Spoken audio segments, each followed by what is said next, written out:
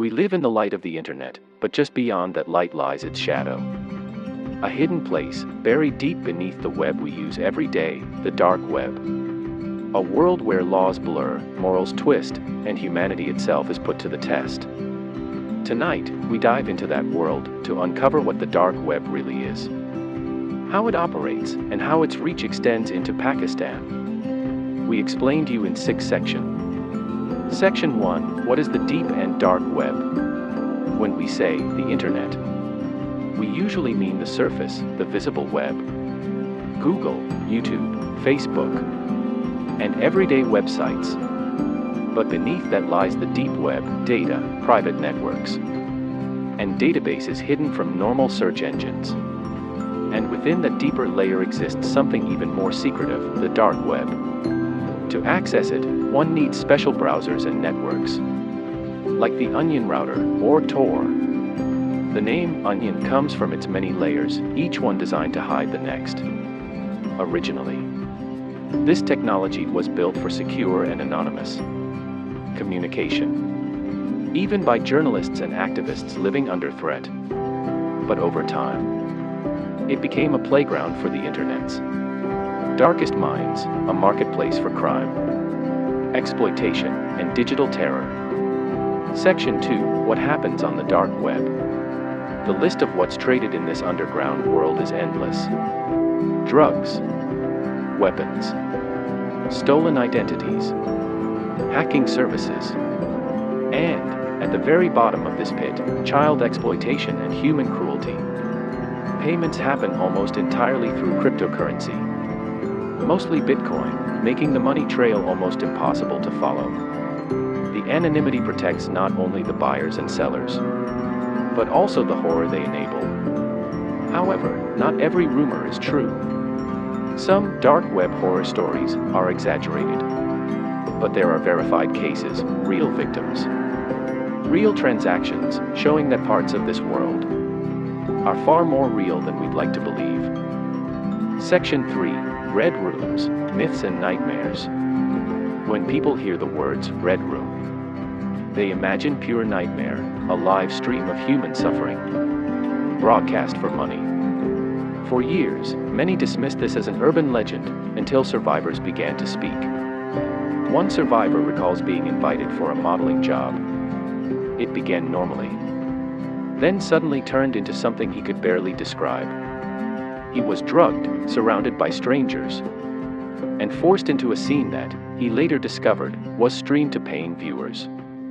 Investigators have found fragments of such activities online, encrypted chat rooms, videos, and anonymous payment trails. But catching those responsible remains one of the hardest challenges in cybercrime today. Servers move across countries in seconds. Evidence disappears instantly, and most victims never come forward. Section 4, the dark web and Pakistan. Pakistan is not isolated from this global network. Where there's access to technology, there's always a risk of abuse. Reports and investigations have found that illegal materials and digital services have occasionally originated from within Pakistan or passed through local users into international dark web markets. Sometimes these are linked to extortion rings, data leaks, or blackmail networks. The biggest obstacle: digital evidence rarely survives long enough to trace. And when servers are hosted across multiple countries, justice becomes an international maze. Section 5, Recruitment and Psychological Control. Many victims don't enter the dark web willingly.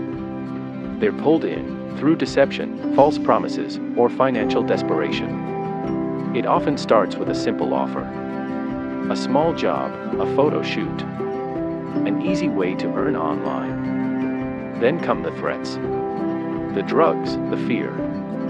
Psychologists say this process mirrors real-world human trafficking. Build trust, isolate the victim, then control them through fear or addiction. For some, it becomes a trap they can't escape. This is why awareness and early intervention matter, to stop that first step before it's too late.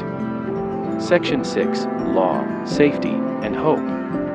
Governments, law enforcement, and digital platforms all have roles to play, but they can't fight this alone. We need stronger cyber laws, better forensic technology, and international cooperation. And at the personal level, never share private images online. Monitor children's internet use, and report anything suspicious. Simple awareness can save lives.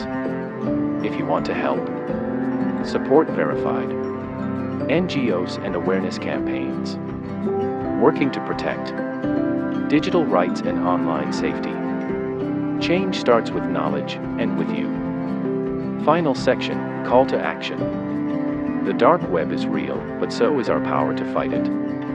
Silence only protects the predators. Awareness protects the victims. If you've seen something suspicious, report it. If someone you know is at risk, reach out. Start the conversation at home, in schools, and online. Because the web doesn't have to be dark. Together, we can turn that darkness into light by knowing, by speaking, and by caring.